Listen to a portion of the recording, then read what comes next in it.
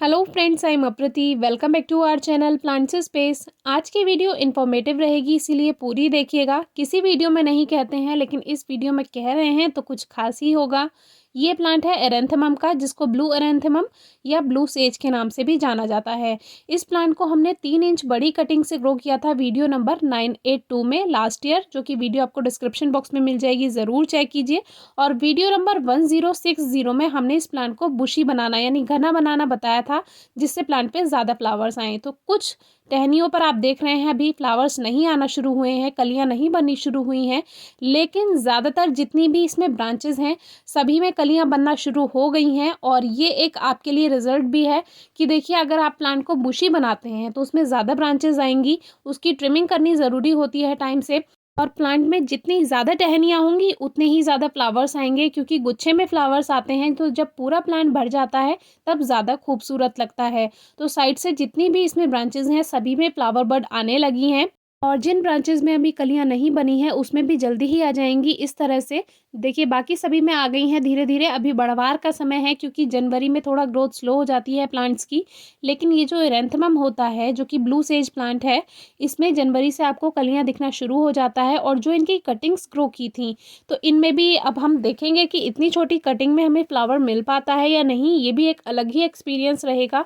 वैसे इन कटिंग्स को हमें अलग कर देना था, लेकिन टाइम ही नहीं मिल पाया, तो ये कटिंग्स इसी पॉट में ग्रो होती रहीं। तो अभी ये जो प्लांट है ये केवल 8 इंचेस के पॉट में लगा हुआ है। प्लांट को 1 साल हो चुका है, इन्हीं दिनों में हमने इसकी कटिंग ग्रो की थी और 1 साल का ये प्लांट हो चुका है। रूट्स ऊपर तक आ गई हैं, तो हमें लगा कि इसको नया पॉट देना चाहिए, लेकिन अभी सही नहीं होगा। और पौधे पर आपको पत्तियां कम दिखाई दे रही होंगी, तो ये नॉर्मल है, इसमें परेशानी की कोई बात नहीं। काफ़ी व्यूअर्स परेशान हो जाते हैं कि प्लांट फ्लावर्स तो दे रहा है लेकिन पत्तियां कम हो गई हैं, झड़ गई हैं। तो ये नेचुरल है, डोरमेंट सीजन के बाद ऐसा हो जाता है।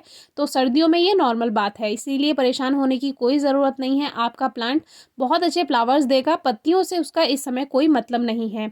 ये एक टहनी जो थी ये थोड़ा सा नीचे की तरफ टूट गई थी, लेकिन ये जुड़ी हुई थी पौधों से, इसीलिए इस पर कली भी बन गई जो इसकी टहनी थी, और ये बेकार नहीं हुई। तो इसको हम यहाँ से बांध देंगे, और किस तरह से टूटी हुई टहनी को आपको ठीक करना है इस पर भी आपको वीडियो मिल जाएगी, ज़रूर चेक कीजिए अगर वो थोड़ी बहुत पौधे से जुड़ी हुई है।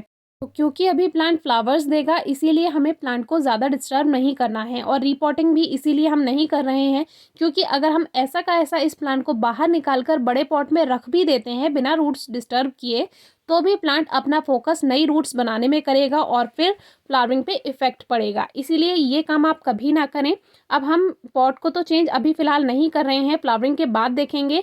अभी हमने मिट्टी की हल्की हल्की गुड़ाई की है, यानी टिलिंग की है सॉइल की, और इसमें 2-4 मुट्ठी हम गोबर की खाद यानी काव डंग मिला देते हैं। आप कोई भी वर्मी कंपोस्ट है या ड्राई लीव्स कंपोस्ट है या किचन वेस्ट मैन्योर का कंपोस्ट है, कुछ भी आप ऐड कर सकते हैं जो आपके पास फर्टिलाइज़र हो।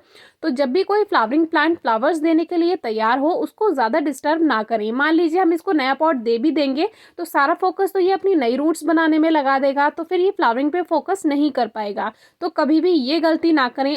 और इस बात का ध्यान आपको हर फ्लावरिंग प्लांट या फ्रूटिंग प्लांट पर रखना है। कभी भी फ्रूटिंग होते समय या फ्लावरिंग होते समय उसकी रिपोर्टिंग या ट्रिमिंग वगैरह ना करें।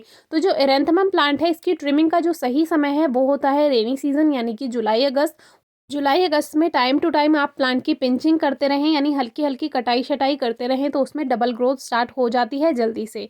अभी फरवरी मार्च का टाइम इसकी फ्लावरिंग का होता है, जनवरी से कली आनी शुरू हो गई हैं और लगभग फरवरी मार्च में ये फ्लावर्स देता है। जैसे जहाँ पर लेट फ्लावरिंग होती है वहाँ मार्च तक भी हो जाती है, हमारे यहाँ ये फरवरी में हमें फ्लावर्स दे देगा। तो फर्टिलाइज़र ऐड करने के बाद उसको मिट्टी में अच्छे से मिक्स कर दिया है, ज़्यादा डिस्टर्ब नहीं किया है क्योंकि रूट्स ऊपर तक ही हैं, इसीलिए हल्की हल्की गुड़ाई करके यानी टिलिंग करके सॉइल की, और उसमें फर्टिलाइज़र ऐड कर दिया है, मिक्स कर दिया है और ऊपर से वाटरिंग कर दी है। और इस तरह से अब हमारा प्लांट अच्छी फ्लावरिंग देने के लिए तैयार हो गया है। लेकिन इस तरह की जो टहनी ये टूट गई थी, जो कि अभी भी जुड़ी हुई है, इसको पौधे से बांध देते हैं, जिससे ये सीधी भी रहेगी और अच्छी ग्रोथ भी करेगी। और जब फूलों का गुच्छा इस टहनी पर बनकर आएगा तो ये झुकने की वजह से टूटेगी नहीं, क्योंकि फिर जो टहनी है वो भारी हो जाती है, फिर टूटने का डर रहता है। इस प्लांट को मिनिमम 4 आवर्स की डायरेक्ट सनलाइट ज़रूरी है, तो ये अच्छी फ्लावरिंग करता है, अच्छी ग्रोथ करता है और लैगी नहीं होता है। अगर धूप कम मिलेगी तो प्लांट लैगी हो जाएगा, कम पत्तियां बनाएगा और कम फ्लावरिंग करेगा, ज़्यादा ग्रोथ अच्छी भी नहीं होगी। बहुत ज़्यादा गर्मियों को छोड़कर बाकी सीज़न में आप साल में 4 बार या 5 बार इसमें फर्टिलाइज़र ऐड कर सकते हैं, क्योंकि फ्लावरिंग प्लांट है तो थोड़ा फर्टिलाइज़र की रिक्वायरमेंट होती ही है।